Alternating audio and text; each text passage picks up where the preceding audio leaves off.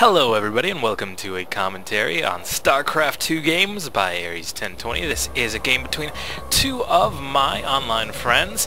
T-Lion here is the blue Terran on Blistering Sands, spawning at the bottom left, and I'm probably going to be calling him Axidus throughout the course of the game. One of my buddies from another game we played together called Free Infantry, which is probably the best game, maybe besides StarCraft, in the world.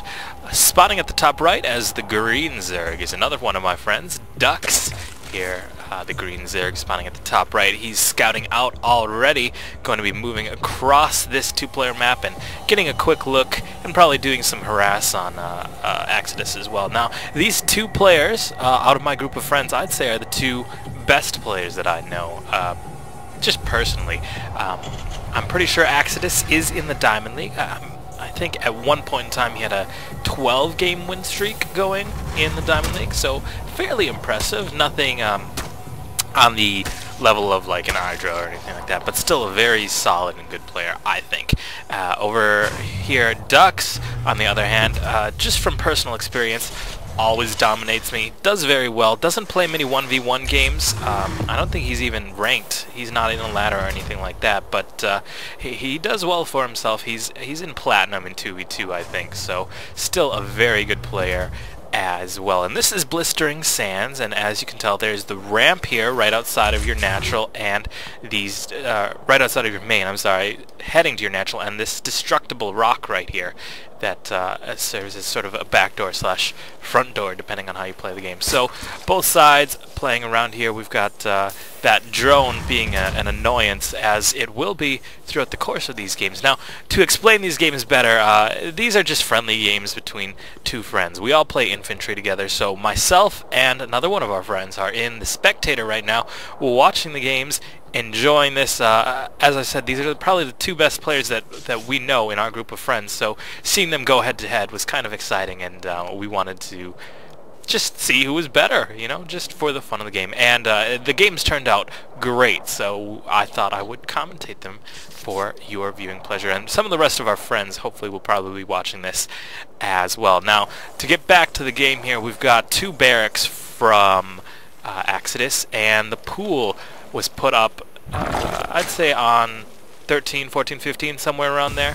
I'm not very good with Zerg build times, but the pool's up now for Duxx, our Zerg player here in the green. And did he finally lose that drone? No, down to 22 health, and the Marine is out though, and the block is up, so Axidus not going to have to worry too much more about drone harassment. But where's this drone headed now? Keep a lookout. We've got some lings coming down here, possibly to intercept. Yes, going to catch that SCV before it can scout his base, so he knows there's a pool up. But look at this.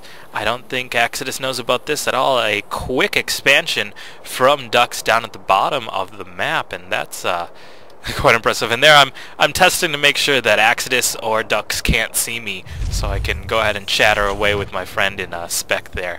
Axidus doing a smart move, putting a supply depot down here behind these weeds or bushes or whatever you want to call them, just to keep an eye on those destructible rocks, make sure nobody's trying to get in. Duxx isn't trying to backdoor him or anything, and Duxx gonna poke in here with a couple of Zerglings and see that that ramp is quite well defended. There he goes.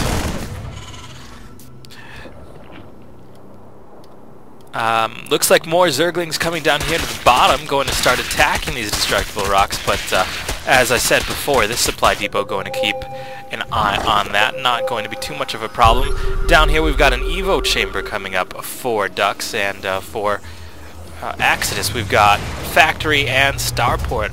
Factory's done with the tech lab, researching siege tech and pumping his first tank. The starport just about to finish, so very standard opening. Got the two barracks there to block off the ramp, then into a factory, into a starport. And that hatchery is up now with drones transferring, so going to see a quick economy boost here from Duxx, as that expansion should be hidden from view completely by against Axidus. He won't know that's there unless he goes specifically looking for it. So good job by Duxx to make sure that he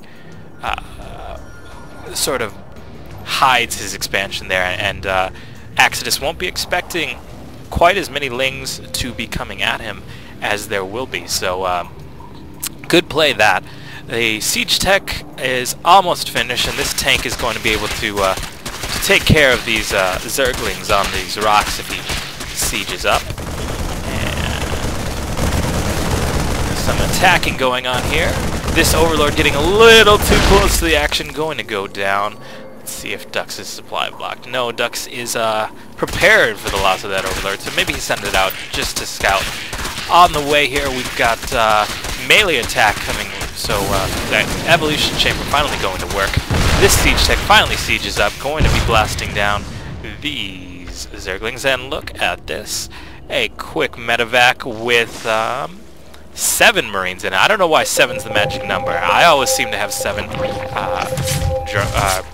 Marines when I drop a medevac, but neither player was really paying attention here, but Axidus is going to be quick on the draw. He figures out, here's the expansion, and he's going to come in, probably take out this queen with a little difficulty. There it goes. Going to get into the drone line. The lings on their way back to defend. Drones off the line. These Marines going to get picked up. Actually, I think he loses one. A little bit damage to the other. He's going to retreat here, but just enough Zerglings to fend off that drop for a little bit. But he did lose the queen, so good economic damage there. Out here, ooh, hidden spire from Duxx. So Duxx is going to be going straight to the Mutalisk. We'll see how Axidus responds to that. I don't think he can see that because it is, yes, hidden just off of the edge of the scan. And in case I didn't mention it before, Axidus was expanding. I'm sure you saw it, and I just didn't mention it, but Axidus going to expand to his own natural, get up his second base, and bringing those barracks out to kind of block off that choke. These lings, though, going to interrupt the landing sequence a bit for Axidus, so he has to lift off again. Here we've got a quite well-placed siege tank. As you can see, the range just enough to cover that entire choke there, so good play from that. And if these Marines take out those lings, then obviously Duxx knows that he's expanded. He's going to run in here now. Ooh, ooh, ah. Very hurtful. Very hurtful. Not the best attack, that one. Trying to sneak in there and take out that expansion, but Axidus had that covered fairly well. These rocks down to 577 health out of 2,000. 1/4 left, so still vulnerable there. That tank has it covered, but could be an issue. Gonna transfer some drones here. Got a Viking out for the anti-air for Axidus, but where are the Mutalisks? They should be coming very, very soon. There they are in the hatchery eggs, and they are rallied this way. Back. So, as far as anti-air goes, I don't see an eBay. No, I did see an eBay. There it is.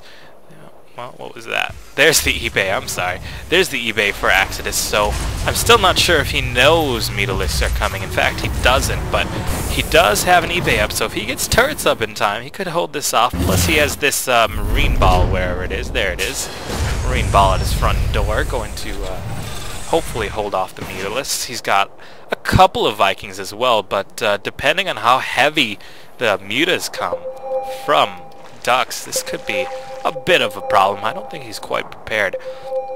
And as you can see, reverting to my commentator style in spec, talking to my buddy, an Overseer here, kind of out of position, not quite sure what it's doing in the middle of the base, but I'm sure that Duxx now knows that there's no anti-air to speak of down here himself, so he's going to come in, take out this tank, possibly take out the supply depot as well, and the Zerglings coming as well, going to start taking down these destructible rocks. We'll keep an eye on that as the Vikings come to attack the Mutalisks. Down goes one Viking, trying to push away these Mutalisks here, but they're going to just fly away to the north, and wow, destructible rocks down to 28 hit points, so very, very, very weak destructible rocks there. These Mutalisks, in fact, coming in now, going to take down a couple of tanks, maybe even a Raven, if that Raven is not careful, and pushing in to the natural. Some Turrets coming up, but far too late to deal with these Mutalisks. They're going to have a field day. Where are the Marines? They're stuck all the way at the other side of the base.